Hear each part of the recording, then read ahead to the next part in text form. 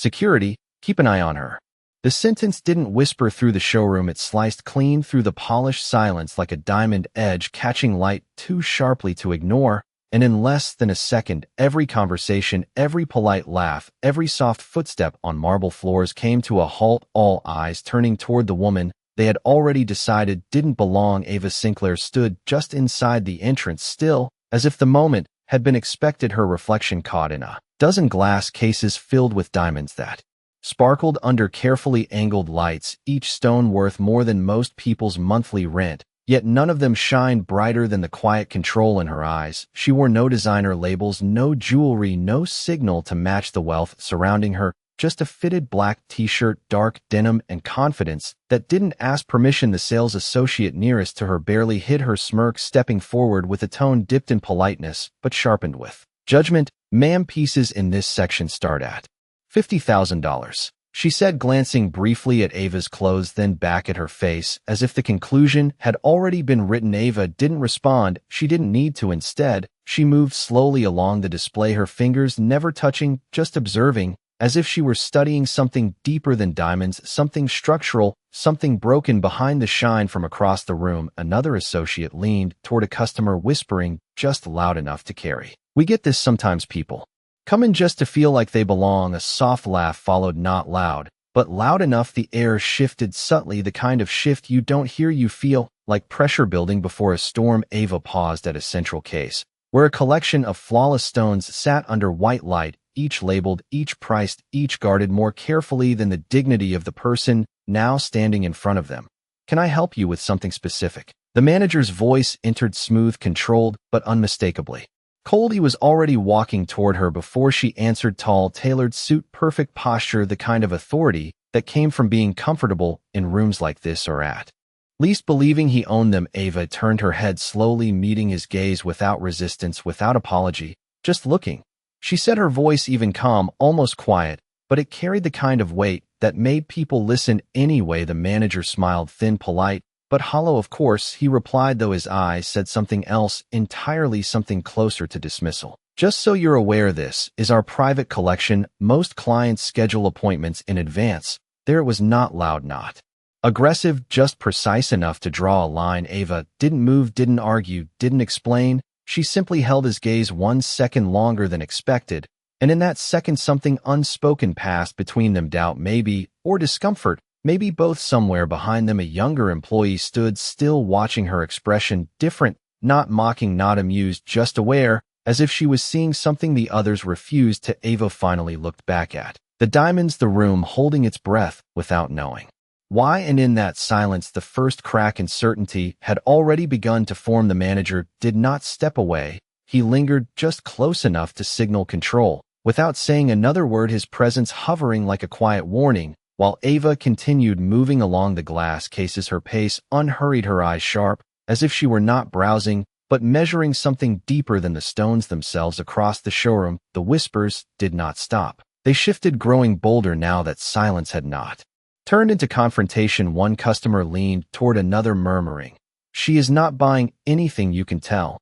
And the response came with a soft chuckle. "They always come in like this just to take pictures in their heads." The words floated just far enough to land, and Ava heard every single one, yet her expression did not change. She had heard versions of this before, in rooms smaller, colder, less forgiving, places where doors closed before she even reached them, places where assumptions spoke louder than facts, and still she stood here unmoved. The young employee near the back counter kept watching, her hands clasped tightly in front of her apron, her eyes moving between Ava and the manager, as if trying to reconcile two different realities, one that everyone else believed and one that did not quite make sense to her. The manager finally spoke again, his tone still controlled, but firmer now.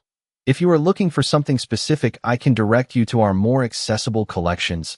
The word accessible landed heavier than intended. It was not an offer, it was a boundary. Ava turned slightly, her gaze steady, meeting his without tension. "I am exactly where I need to be," she replied, her voice calm enough to confuse him for a brief second. He did not expect resistance that sounded like certainty. He expected apology or discomfort, but not this. The room felt it, that subtle shift, the kind that does not make noise but changes everything. A couple near the entrance stopped pretending not to watch. Another associate adjusted a display, without reason, just to stay within earshot. The younger employee took a small step forward, then stopped herself, unsure whether she was crossing a line or witnessing one being drawn. Ava moved toward the center display again, the most expensive section, the one that required approval to even open the case. She leaned slightly closer, not touching, just observing the arrangement, the labels, the organization, as if she were studying the system behind it. All. The manager's patience thinned, just enough to show, "Those pieces are not available without verification," he said. This time the politeness was gone, replaced by something sharper, something defensive. Ava straightened slowly, her posture shifting almost imperceptibly, but enough to change the energy around her. "Verification of what?" she asked, and for the first time there was a pause, not from her, but from him, because the answer was obvious, and saying it out loud would reveal more than he intended. The silence stretched thin across the room, every eye still locked on them, waiting for something to break. But Ava did not rush. She let the silence do the work. She let the assumptions sit in the open, where everyone could feel them, and in that moment the showroom no longer felt like a place of luxury. It felt like a test. And without raising her voice, without taking a single step back, she had already begun to change who was being measured. The manager did not answer right away, and that hesitation did more than any explanation could have, because now the question was no longer hanging in the air. It was sitting in the room, forcing everyone to confront what they already knew but did not want to admit. Ava watched him carefully, not with challenge, but with clarity, the kind that made people uncomfortable because it reflected something back at them they could not easily deny. He cleared his throat, adjusting his jacket as if regaining control required physical effort. "Verification of purchasing capability," he finally said, choosing words that sounded professional but carried the same judgment underneath. The younger employee's eyes flickered at that sentence. She shifted her weight subtly, her fingers tightening again, because even she knew that was not how real clients were treated. Not like this, not so publicly. Ava nodded once slowly, as if acknowledging not the policy, but the intention behind it. "And how exactly do you determine that?" she asked, her tone still measured, but now sharper in precision. The manager's jaw tightened just slightly. "Experience," he replied. "Pattern recognition. We know our clientele." There it was no longer hidden behind politeness. Now it stood in the open, shaped by assumption, reinforced by habit, and accepted by everyone else in the room who had never been on the receiving end of it. Ava's gaze moved briefly across the showroom, catching the eyes that quickly looked away. The couple near the entrance, the associate pretending to rearrange displays, the quiet observer in the corner, all of them participants in a system that worked as long as no one questioned it. And then she looked back at him.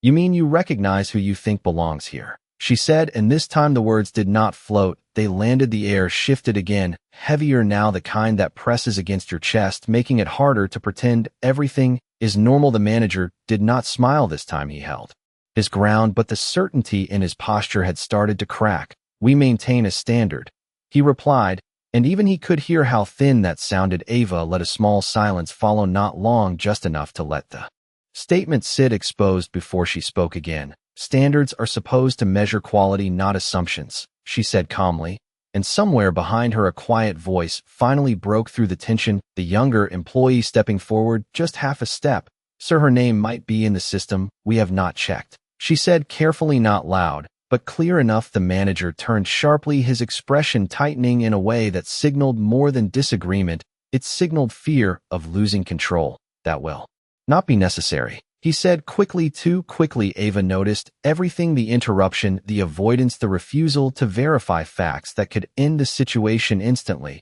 And that was when something inside her shifted, not anger, not frustration, something colder, more deliberate. She reached into her pocket slowly, pulling out her phone, not as a reaction, but as a decision. The room watched closer, now the curiosity replacing quiet judgment, because something was changing, and no one fully understood it yet.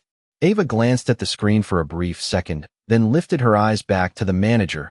"Interesting standard you have," she said softly, and there was something in her voice now, something that did not ask for space, but claimed it.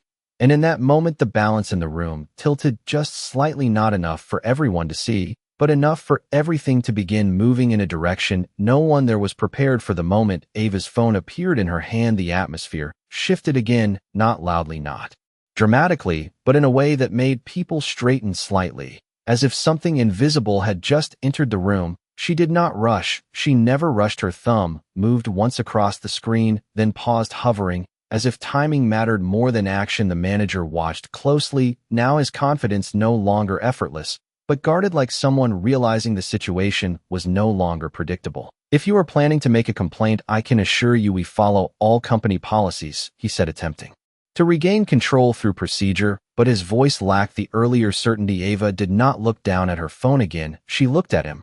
"I am not planning anything," she replied softly. "I am documenting what is already happening." The words were simple, but they carried weight, the kind that made people reconsider their position in real time. Across the showroom, a few customers subtly adjusted their stance, no longer just observers, now aware they were part of something that could be remembered. Quoted, replayed. The younger employee took another small step forward, this time not stopping halfway, her voice careful but firmer. "So we really should check the client registry. It takes less than 30 seconds, she said, her eyes briefly meeting Ava's nod in recognition, but in respect. The manager exhaled slowly, his patience thinning under pressure.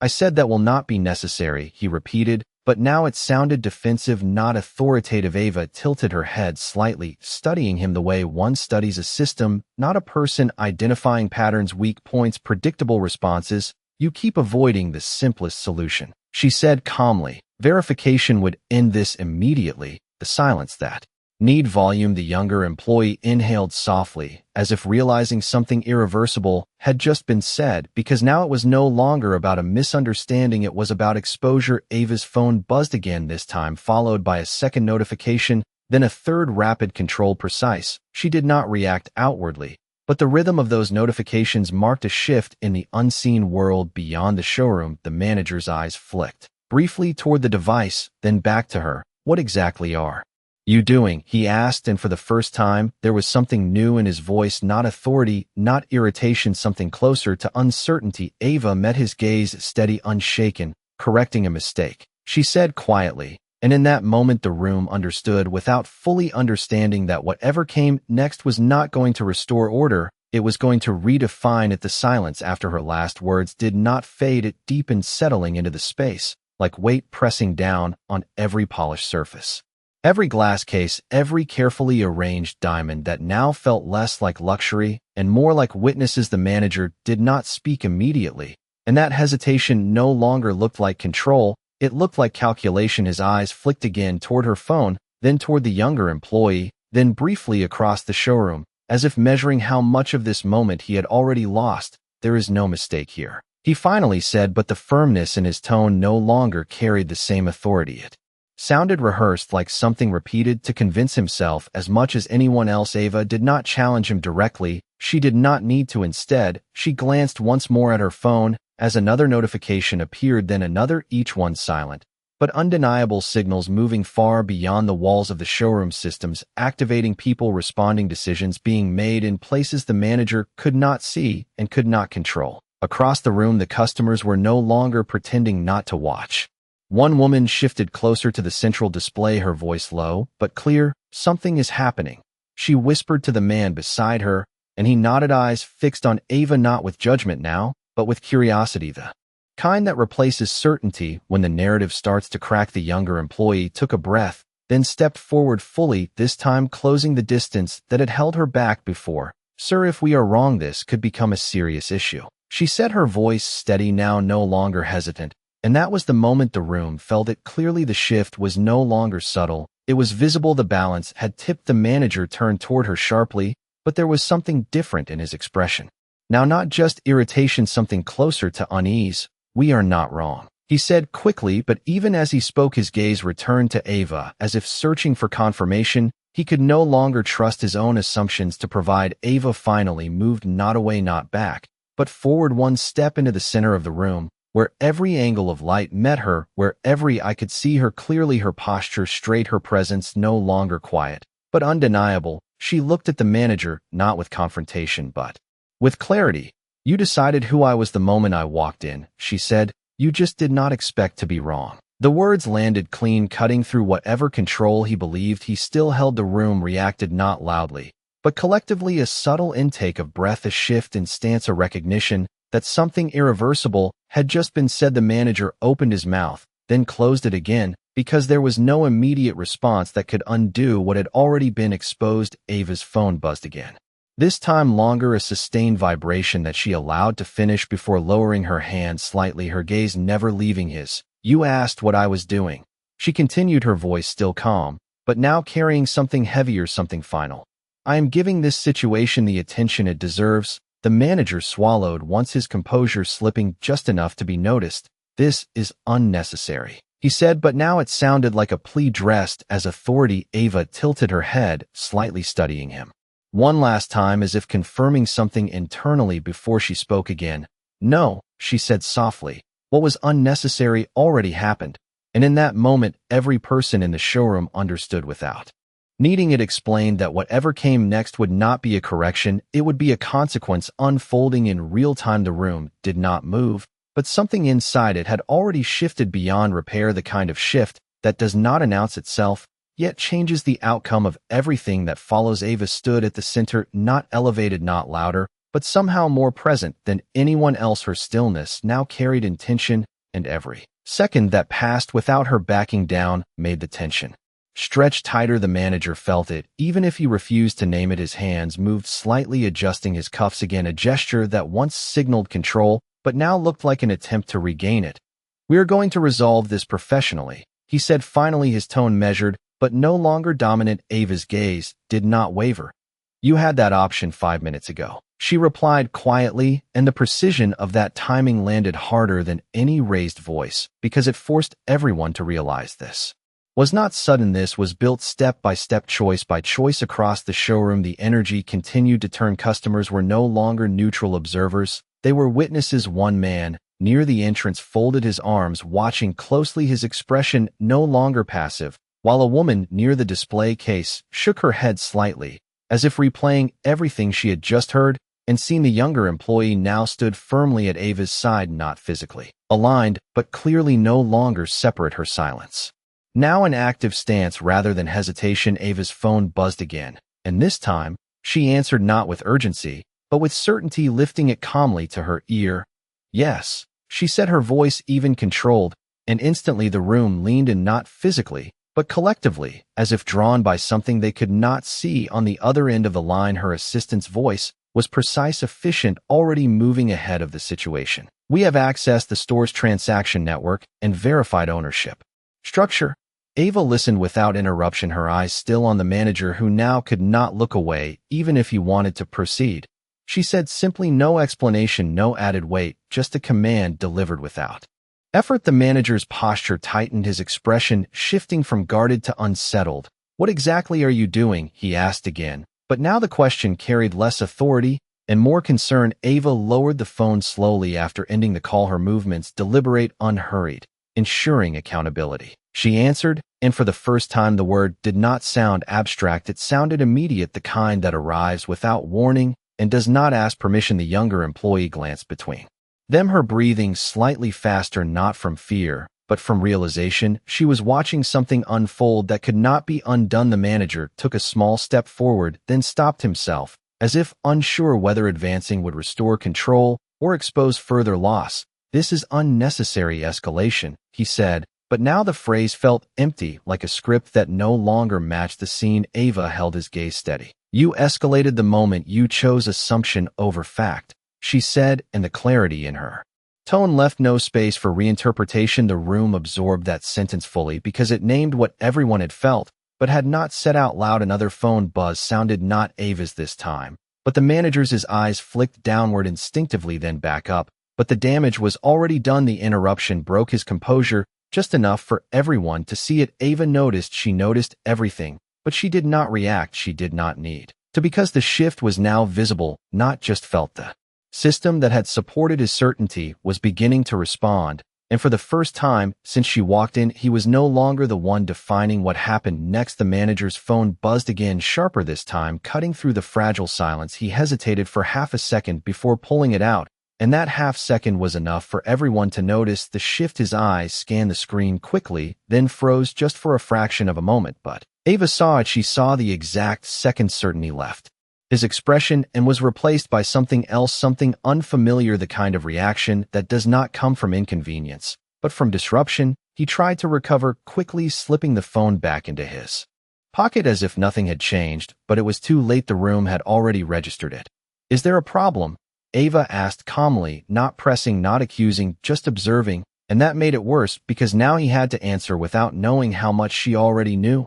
No, everything is under control, he replied, but the words came out thinner than before, lacking the weight they once carried. Behind him, one of the associates shifted uncomfortably, glancing toward the back office, as if expecting someone else to step in, but no one did. The authority that once felt centralized now felt uncertain, fragmented. Ava's phone buzzed again, and this time, she did not even look down. She already knew what it meant. The process had moved forward exactly as expected. Across the room, the customers were no longer whispering quietly. Now, they were watching openly, no pretense, no subtlety, just attention fixed on the unfolding moment. The younger employee took a slow breath, her posture straightening slightly as if she had made a decision internally not to step back anymore. The manager cleared his throat again, attempting to regain structure.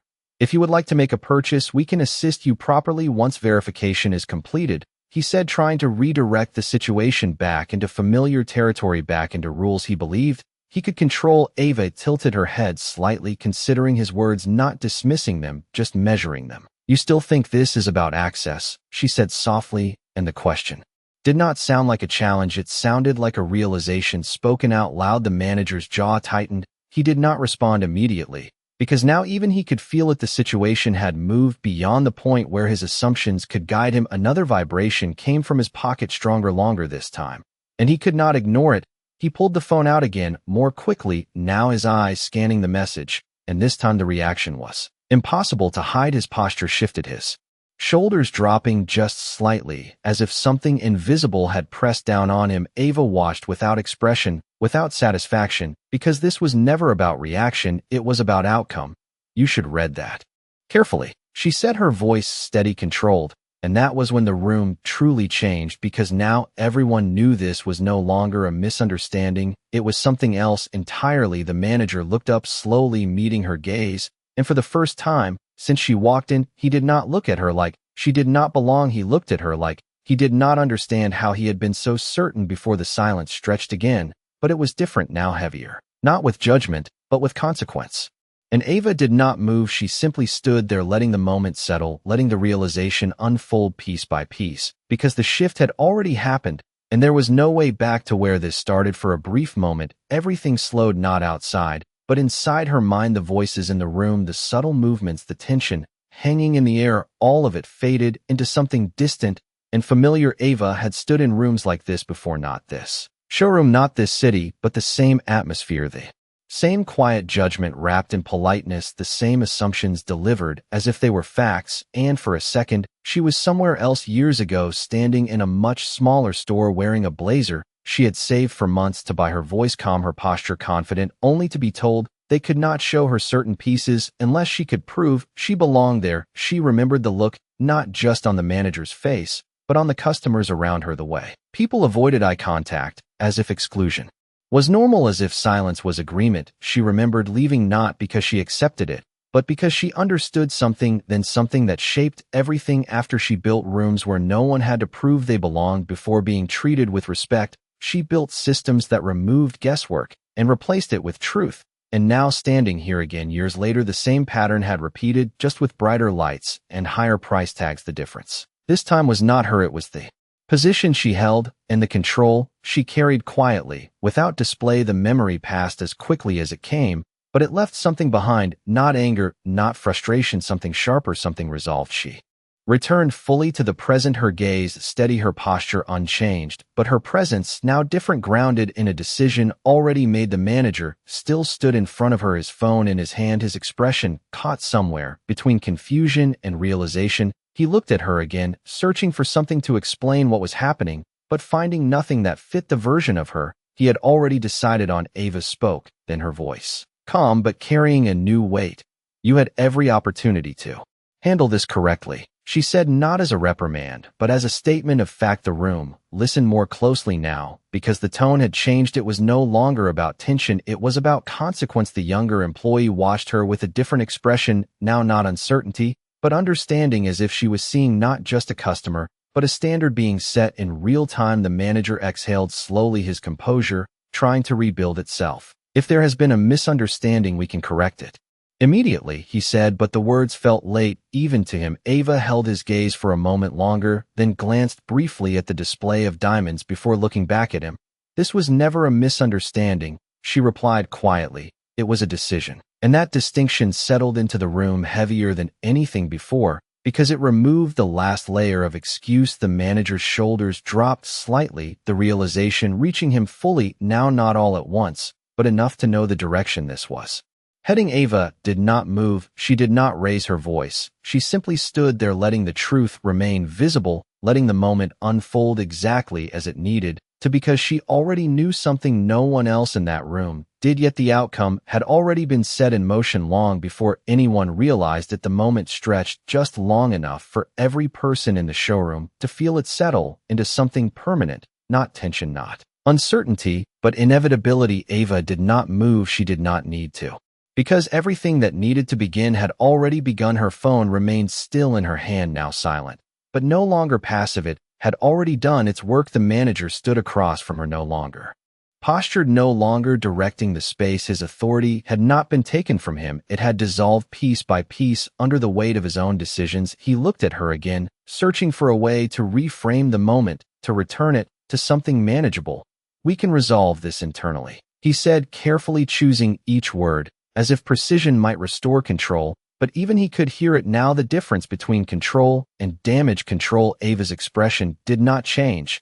You had the opportunity to resolve it internally, she said, before it became visible. The word visible landed differently because now everyone in the room understood this was no longer contained. It was no longer a private exchange between a manager and a customer. It had crossed into something broader, something recorded, remembered, evaluated in real time. Behind the manager, one of the associates stepped back slightly, instinctively, creating distance, as if proximity now carried risk. The younger employee remained still, her eyes fixed on Ava, absorbing every word, every shift, as if learning something far beyond policy. Ava's phone buzzed again, and this time, she answered immediately, not with urgency, but with clarity.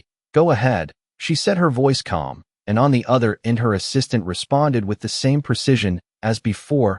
Authorization has been confirmed. Full access to inventory and transactional override is now active. Ava listened for a brief second, then nodded once, even though no one on the call could see it.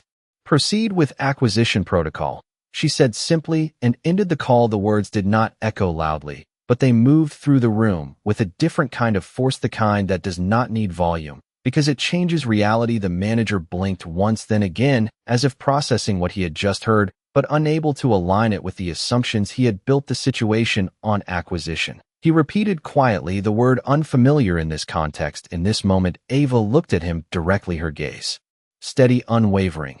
Every piece in this room is now under review for immediate purchase, she said, and the sentence did not sound like a threat, it sounded like a decision already made. The silence that followed was absolute. No whispers, no movement, just the weight of realization settling across every person present. The customers who had once watched with curiosity now stood still, absorbing the scale of what was happening. The associates who had whispered earlier now avoided eye contact entirely. The younger employee's eyes widened slightly, not in shock, but in understanding, because she saw it clearly now. The shift had not just happened, it had completed. The manager's posture changed again, his shoulders no longer squared, his stance no longer firm. He looked around briefly, as if searching for confirmation from someone, anyone, but there was none, because the structure he relied on had already begun responding to something beyond his reach. Ava did not step forward, she did not raise her voice, she simply held her position at the center of the room, where the light reflected off every surface and revealed everything clearly. You were focused on whether I belonged here, she said quietly. You should have been asking what happens when I do. And in that moment, the showroom was no longer a place of judgment. It was a place of consequence, unfolding exactly as she had set it into motion. The word purchase did not echo, but it settled into the room with a weight no one could ignore, the kind that does not need repetition because it changes how everything is understood. The manager stood frozen for a brief second, longer than before, and in that second the entire structure he relied on shifted beneath him, not visibly, not dramatically, but completely. His voice, when it returned, was quieter, not because he chose it to be, but because it no longer had anything to push against. You cannot just buy everything in this store, he said, and even as the words left his mouth, they sounded uncertain, as if he was testing them himself. Ava did not react immediately. She let the statement exist for what it was, an attempt to re-establish limits that had already been crossed. She glanced briefly toward the display cases, then back at him. I already have, she said calmly, and the certainty in her tone removed any remaining doubt. The room reacted, not loudly, but collectively, a stillness deeper than before, a silence that did not question what was happening, but tried to process it. The customers who had once stood at a distance now remained completely still, as if any movement might break something fragile. The associates who had whispered earlier now stood with their hands still, their attention fixed entirely on Ava. The younger employee's breath caught slightly, not from surprise, but from the realization that what she had sensed earlier was now fully visible. The manager shook his head once, almost instinctively. That is not how this works, he said, but the structure behind that sentence had already collapsed. Ava held his gaze steady. That is exactly how this works, she replied, her voice even controlled, not louder, not sharper, just final. The manager's phone buzzed again, this time followed almost immediately by another, and another, the rhythm no longer subtle. He looked down quickly, his expression changing in real-time, confusion shifting into recognition, then into something else, something heavier. He read silently for a few seconds longer than before, and when he looked back up, the difference was clear, not just to Ava, but to everyone in the room. The authority he had carried at the beginning of this moment was no longer present. What is this? He asked quietly, and for the first time the question was not directed at her as a challenge, it was directed at the situation itself. Ava did not step forward, she did not need to, she simply answered confirmation, and let the words sit between them. The younger employee took another small step closer, now fully aligned with the moment, her voice barely above a whisper, but steady. Sir Corporate just sent an internal notice, she said, and the words changed everything, because now the shift was no longer invisible. It had reached beyond the room, beyond the assumptions, beyond the individuals standing inside it. The manager turned toward her quickly, then back to Ava, as if trying to reconcile both sources of the same reality. His posture no longer squared, his shoulders no longer firm. Ava continued, her gaze unwavering. Every transaction, every piece, every account attached to this location is now under my control, she said, and the statement did not sound like a declaration. It sounded like fact, the kind that does not require agreement. The room absorbed it fully now, the understanding no longer partial, no longer uncertain. The situation had moved beyond correction, beyond apology, into something else entirely. The manager opened his mouth again, but no words came, because there was nothing left to say that could return him to where he started. Ava stood in the center of the showroom, unchanged in appearance, unchanged in tone, but completely transformed in position, not because she revealed anything new, but because the truth had finally caught up with the assumptions that had defined the room just minutes before, and in that moment everyone understood the difference between looking like you belong and actually deciding who does. No one moved, not immediately, not even the subtle shifts that had filled the room before, because now movement felt inappropriate, like speaking too loudly in a moment that demanded silence. The manager stood where he was, but everything about him had changed, not his clothes, not his position, but the certainty that once defined him was gone, replaced by something far more fragile. He looked around again,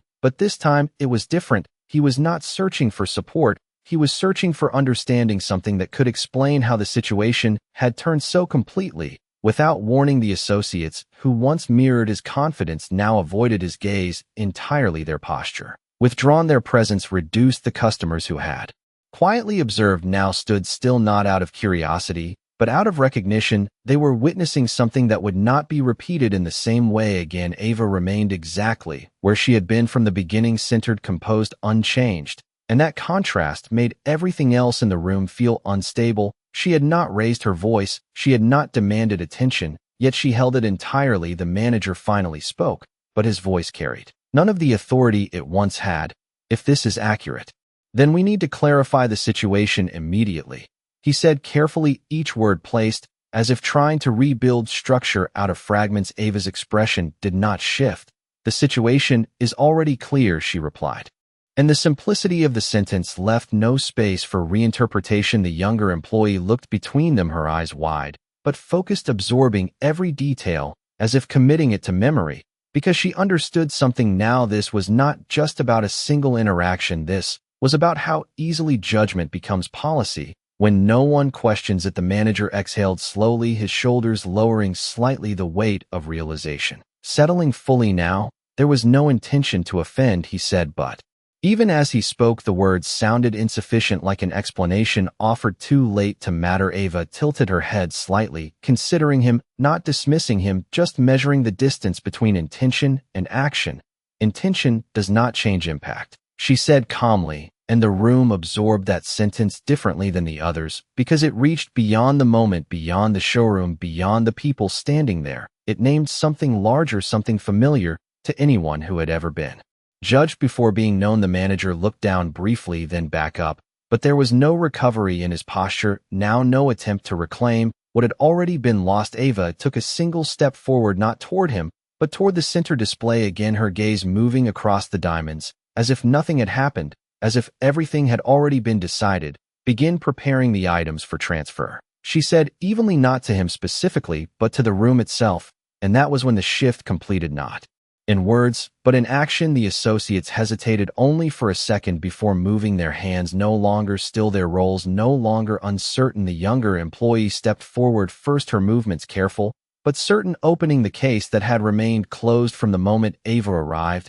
and as the glass lifted, the reflection of the room changed the boundary that once defined who could access what was gone. Ava did not look at the manager again. She did not need to, because the moment had already passed him. The authority he once held had not been taken, it had been replaced, and everyone in that showroom understood exactly when it happened, even if they could not name the second it began. The glass case remained open now, no longer a barrier, but an invitation, and that change alone carried more meaning than any explanation could have. The younger employee moved carefully, her hands steady, as she began lifting each piece one by one, placing them on the velvet surface with a precision that matched the value of what she was handling. But her expression was no longer cautious, it was focused, aware that she was no longer deciding who deserved access. She was executing a decision already made. Ava stood just beside the display, her gaze moving across the diamonds, not with awe, not with hesitation, but with clarity, as if she were reviewing assets rather than admiring them. The room had changed completely. The quiet that once carried judgment now carried attention, the kind that follows authority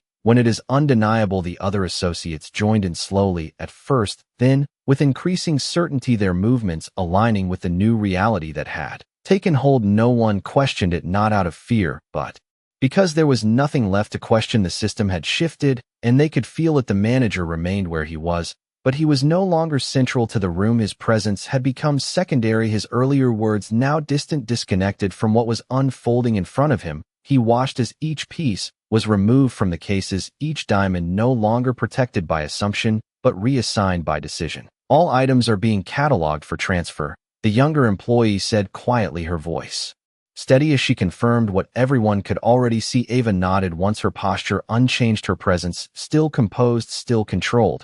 Include every piece on display, she said, and the instruction carried no hesitation, no limitation. It was complete. The customers who had once stood back now remained still, not interfering, not speaking, simply witnessing something they would not easily forget. A woman near the entrance lowered her voice barely above a whisper. She just took the entire store, and the man beside her did not respond because there was nothing to add. The reality spoke for itself. Ava's phone buzzed again, and she answered briefly, her tone consistent with everything that had come before.